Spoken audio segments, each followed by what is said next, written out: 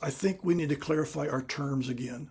Biblical definitions. We need to go back to some terms because language takes on a meaning in every season, every culture. In the Bible, the word Christian is only used 3 times. So I don't mean that's necessarily negative to say I'm a Christian, but in our culture today, it means something totally different than what it even meant back then. The term disciple is used 262 times in the New Testament. So when you start to think about the terms and really kind of get back with them, it helps us to think about where we're at. Of a Christian culturally today has taken on 2 different things. This is my religion of choice. I'm not an atheist. I'm not a Hindu. I'm not a Buddhist. So I'm a Christian, which means for Easter and Christmas, I'll go to a Christian church. And if I'm going to have a wedding or a funeral, it's probably going to be in a Christian church. That's one aspect of what the word means now. It's very culturally defined.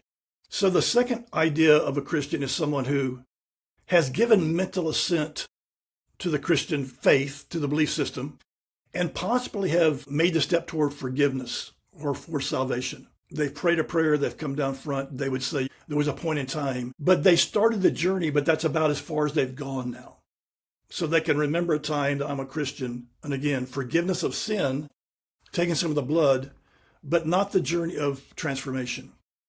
And a disciple is someone who has given the entirety of their life in trust to Jesus. The disciples from Jesus on, this was a commitment to follow him. They gave up everything and moved in that direction. In the first century, if you became a disciple, you may lose your life, lose your possessions, lose your family, whatever. So there was no uncertainty of what it meant to be a disciple.